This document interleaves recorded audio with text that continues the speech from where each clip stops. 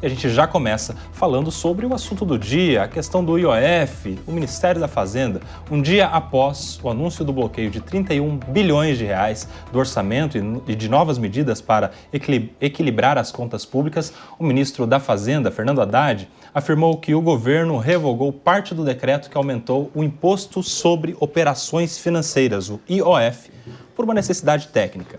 Haddad afirmou que operadores de mercados financeiros começaram a fazer alertas sobre pontos do decreto que poderiam acarretar em problemas para o setor financeiro. Acompanhe um trecho da fala do ministro da Fazenda.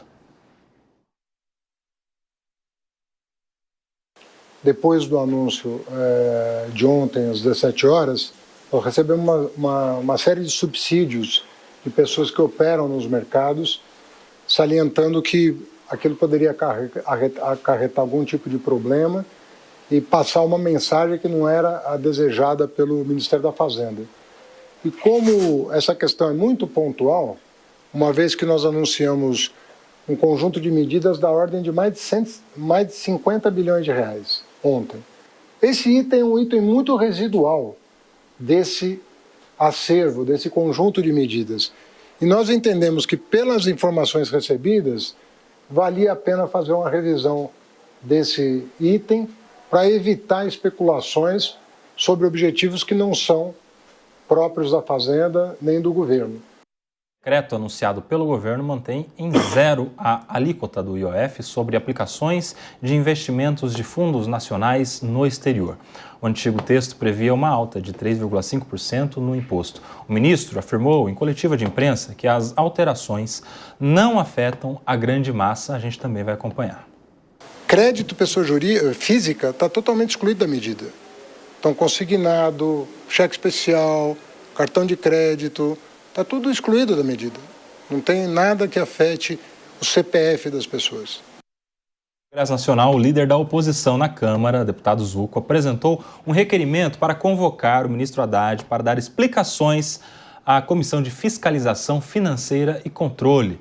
Nas redes sociais, Zucco afirma que o governo precisa explicar por que escolheu tirar mais de quem produz, em vez de cortar os seus próprios gastos. Tá aí a questão toda envolvendo o IOF, o ministro da Fazenda se justificando, explicando e dando a esperança de que isso não vai afetar a grande massa da população, mas já há reação no Congresso Nacional. O ministro poderá ir ao Congresso Nacional para ter que se explicar aos parlamentares, principalmente os parlamentares de oposição. Vamos primeiro entender do que se trata essa discussão toda do ponto de vista técnico, o que vai aumentar, o que não vai, como é que isso vai funcionar na prática. Temos na nossa mesa aqui o nosso economista, o Leandro Ferreira. Explica pra gente. Leandro, bem-vindo, boa tarde. Boa tarde, Cuba. É um prazer estar aqui com você, com os meus amigos aqui no Linha de Frente. É um prazer, especialmente porque as redes sociais do Cuba são as redes mais... Leandro, você já fala, meus amigos, e não é censura, é uma questão de ajuste técnico aqui, fino. Você aprimore um pouco mais a sua opinião depois de ouvir a nossa querida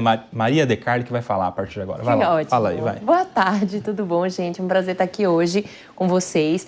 Olha, Coba, de fato, foi gerou uma certa confusão, né? Anunciar a medida em menos de 24 horas voltar atrás. Você sabe que eu estava ouvindo aqui a reportagem, escutando o nosso ministro falar e me lembrou muito o que aconteceu há um tempo atrás com a questão do Pix, quando o governo anunciou, né, que iriam taxar algumas transações Pix e voltaram também atrás. Eu comecei a pensar nesse paralelo que ocorreu, né, há um tempo atrás e me remeteu assim, nossa, a gente está vivendo um governo que está com muito medo de escorregar na banana, porque as eleições estão aí e temos um governo que está impopular, ele está, assim, estancado com o índice de popularidade, né, algo em torno de 55% a 60%, mas continua ali. Então, qualquer pisada em falso vai impactar nas eleições do ano seguinte. Então, a meu ver, esse recuo tem mais a ver com isso, esse medo da impopularidade, de não dar certo, de não conseguir furar a bolha que ele precisa furar para conseguir se reeleger, né, o atual presidente Lula. Então, vejo mais por essa perspectiva política. E voltando aqui, né, mencionando que o deputado Zucco disse, que é justamente a grande escolha de Minerva que o governo tem que fazer com relação a essa questão fiscal que está sendo uma das pedras no sapato desse governo. Então, a meu ver, da perspectiva política, é mais essa questão, esse medo das urnas em 2026. E você, Túlio Nassa, você concorda aí com essas impressões da Maria? Isso tem muito a ver com eleições do ano que vem? Como é que isso pode impactar positivamente ou negativamente o governo federal? Bem-vindo, boa tarde. Obrigado, Koba, boa tarde aos amigos da mesa, boa tarde, audiência. Eu concordo sim com a Maria, a análise dela foi muito bem feita e o que parece é que realmente o governo está numa sinuca de bico, né? Porque, de um lado, ele precisa agradar o mercado, então ele precisa fazer um ajuste fiscal sério, profundo, o déficit é muito grande, o déficit hoje é de 90 bilhões, se a gente somar os precatórios nessa conta, e de outro lado ele precisa de popularidade. Um ajuste fiscal, Koba, até as eleições, ele não dá tempo de promover uma melhora na economia por conta de redução de despesa, além de medidas impopulares, como, por exemplo, mexer na aposentadoria, mexer nas vinculações de receita de educação e saúde. Então, o governo está dobrando a aposta, ou seja, apostando na liberação de mais crédito para a população, empréstimos consignados, para que ele possa, até a eleição, ter popularidade. O problema vai ser se ele vai aguentar pagar a conta até a eleição, né? Porque se nós olharmos no detalhe, e diz que o diabo mora nos detalhes, né? Esse é o problema. Veja, 90 bilhões de dívida, sendo que 50 bilhões são o déficit se a gente tirar os precatórios. Desses 50 bilhões, o que ele está querendo economizar? Só 20 bilhões em economia, o resto em aumento tributário. E a sociedade, o custo Brasil, a produção brasileira não aguenta mais aumento de carga tributária. Então seria necessário que ele cortasse, na verdade, 50 bilhões em despesa. Eu não sei de onde que ele vai conseguir, mas eu tenho uma sugestão, Koba. Sabe aonde que ele pode mexer? Onde? Nas emendas parlamentares. Olha que coincidência. Aí. 45 a 50 bilhões. Tá muito esperançoso, hein, seu Túlio Nassa? Mas a gente tem que manter a esperança, né? Mas seria uma boa medida. Já pensou aproveitar e matar 2 coelhos numa cajadada só? Acabar com a farra das emendas e economizar ao mesmo tempo? Você vai ser cancelado pelos protetores dos animais, dos coelhinhos. Ô, Leandro Ferreira, já pode falar com a gente, Leandro? Essa questão técnica aí envolvendo este aumento ou não aumento do IOF, o recuo do governo, principalmente o recuo do governo, isso que é interessante, eu quero a sua opinião. Para os fundos de investimento, mas mantendo para a população. Como é que o governo do Partido dos Trabalhadores, dos mais pobres, faz essa escolha, meu amigo? Explica para a gente detalhadamente, nosso professor Leandro Ferreira. Boa tarde, Koba. Boa tarde aos amigos aqui da Jovem Pan. Estava dizendo que o Kobayashi tem as redes sociais mais fofas da Jovem Pan, porque ele tem agora um novo bebezinho, então ele mexe, a gente vê lá as crianças, né, Koba? Então, eu estava aqui, né, ansioso para falar desse assunto, porque eu acho que o recuo do Fernando Haddad, na verdade, demonstra a abertura das autoridades financeiras neste momento para adequar aquilo que precisasse ser adequado. É importante mencionar que não foi uma volta atrás em relação a toda a medida, na forma como ela foi implementada, como ela foi decretada ontem, né? Foi especificamente no caso de uma categoria de fundo de investimento que é para você, investidor em dólar fora do país. Você que está nos ouvindo e que não tem investimento em dólar fora do país, né? Não haveria nem sequer a possibilidade de aplicar o que foi colocado aqui como problemático para o mercado.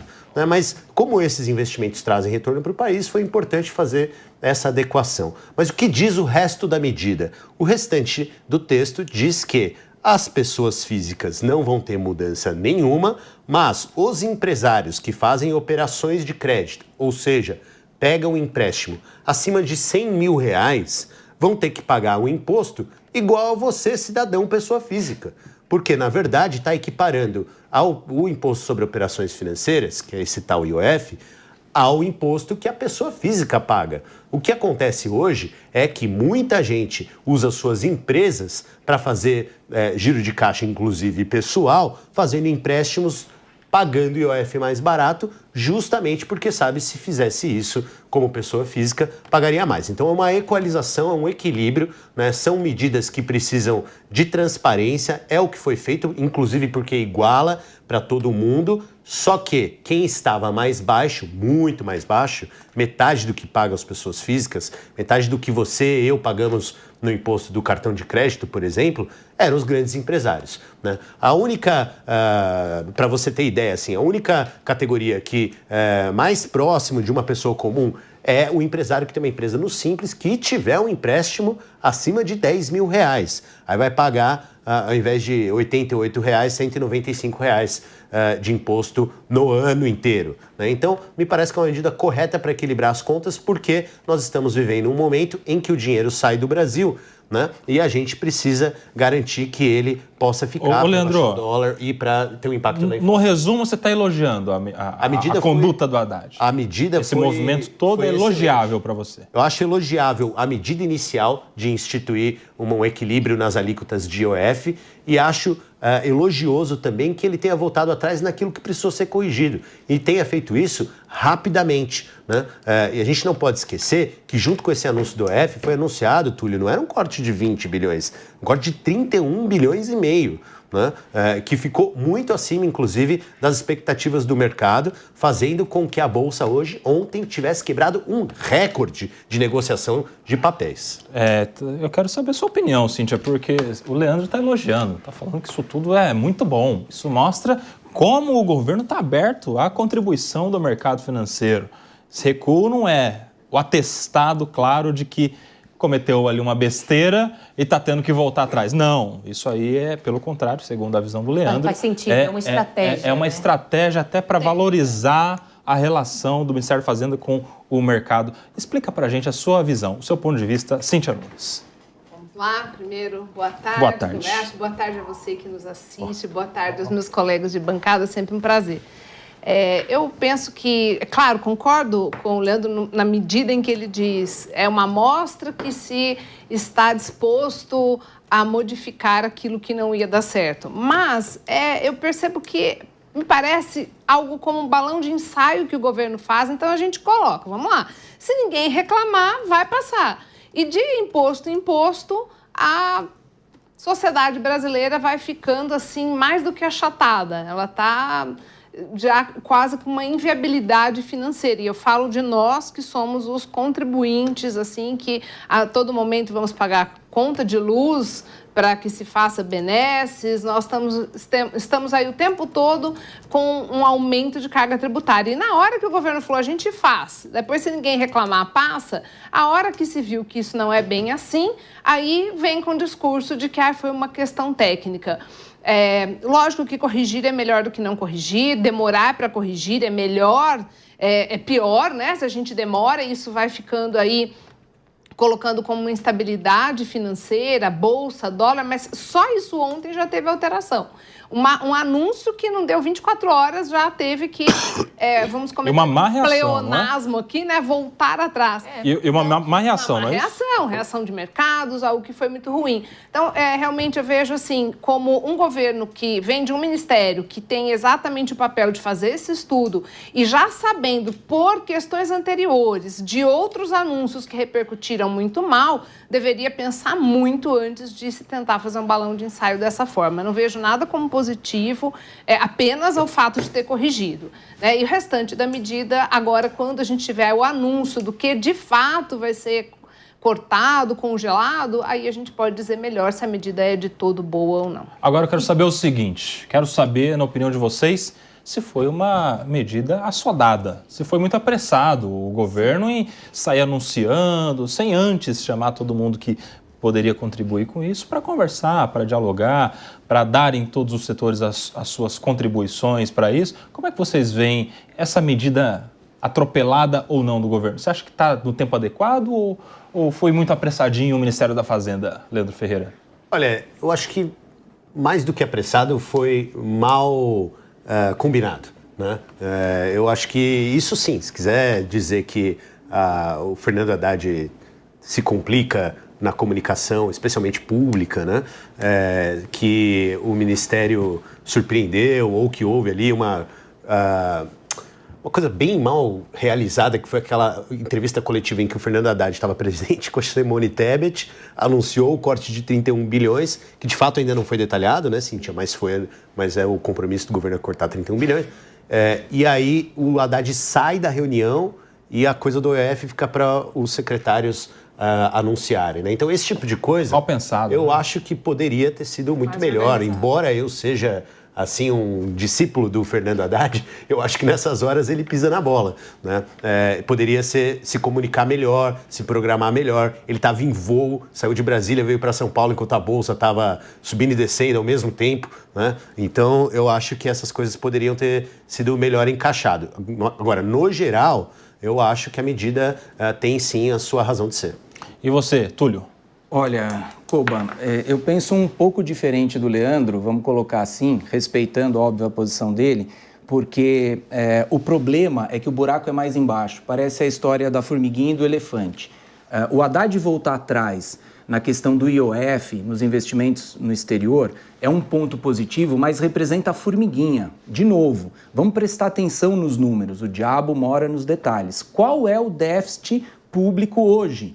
90 bilhões. Então, quanto que o governo deveria economizar? 90 bilhões. O que o pacote prevê? Como o Leandro corrigiu, eu falei 20 e 30 trocado, mas dá no mesmo. 31 bilhões de corte de despesa contra 90 de déficit. Então, não vai fechar a conta. E por que teve que fazer agora? É urgente, sim, porque senão não tem dinheiro para pagar a conta. O governo vai provocar um default em pouco espaço de tempo se o governo não faz esse ajuste fiscal. A medida era urgente, nesse ponto está correto. E que bom, vou dar um ponto positivo, que bom que cortou 31 bilhões, porque é difícil cortar 31 bilhões do orçamento. Mas aonde que eu falo e que é um erro estratégico? Aumentar imposto não vai resolver o problema do Brasil. Aumentar imposto vai aumentar a produção, vai aumentar o custo do Brasil, vai aumentar a inflação, não resolve o problema. O que deveria fazer realmente é um corte forte na carne. Então está faltando ainda 40 bilhões e a gente precisa saber de onde vai sair esse corte de despesa. Você sabe que um dos impactos esperados aí para essas medidas todas anunciadas pelo governo é justamente a arrecadação de 40 bilhões em 2026, né? Cerca de 20 bilhões em 2025 e 40 em 2026, talvez pensando justamente, olhando mais para o próprio caixa do que para os impactos que isso poderia gerar na sociedade, no empresariado, na produtividade, na geração ou manutenção dos empregos. E isso é estranho um pouco do meu ponto de vista, diante de um governo que tem essa política econômica desenvolvimentista, que pensa muito na ordem inversa das coisas, né? De vamos fomentar que daí a economia aquece, subsidiar e em compensação desses investimentos todos é que daí a economia quente retorna em arrecadação, porque todos estão trabalhando. Está indo no caminho contrário agora? Ou estou entendendo errado, meu professor? Para Maria e para a Cíntia falarem também. Só um dado. Vai. Hoje mostrou que houve uma queda de arrecadação sensível em relação ao ano passado. Então, essas medidas recentes do governo, que aumenta mais a carga tributária, sim, não faz aumentar a arrecadação. Essa lógica não é correta, é o contrário. Reduz a arrecadação governamental, porque o Brasil produz menos, a economia gira menos e aí arrecada menos. Exato. Então, eu só queria trazer esse contraponto. Koba, você vai me dar aqui uma oportunidade de falar um pouquinho de Keynes. E é sempre um prazer para mas em linguagem que a gente consiga compreender, por gentileza, sem economias. Mas é o seguinte, né? Eu acho que nesse governo tem muita gente desenvolvimentista, como você falou, né, e tem muitos keynesianos, acho que é natural, né? Agora, o que diz a teoria, né, diz que em momentos de economia muito aquecida é justamente a hora que você precisa poupar. Né? E é isso que o governo está tentando fazer. Até porque poupança, na conta dos economistas, é igual investimento. E investimento é o que vai gerar crescimento produtivo na sequência. Então, não quero fazer aqui um economês, né, mas fazer poupança, fazer superávit é um objetivo desse governo, sem entrar em contrariedade com a ideia de estimular a economia. Porque nós temos uma economia crescida, você precisa fazer poupança para fazer investimento e, novamente, voltar a ter um crescimento produtivo. Acho que isso está na cabeça do Fernando Haddad com bastante clareza. Agora, eu queria só responder ao Túlio rapidamente sobre a questão de déficit. Rapidinho. Porque o déficit tem vários déficits. Você tem o déficit que é resultado primário, que é quanto do orçamento naquele ano faltou para fechar a conta, e o seu déficit nominal do Brasil, que é outra coisa, e esse é afetado por juros. No caso do déficit que o Túlio está tratando, os precatórios vão ser um problema a partir do ano que vem, que é quando acaba o acordo com o STF. Portanto, mesmo com esses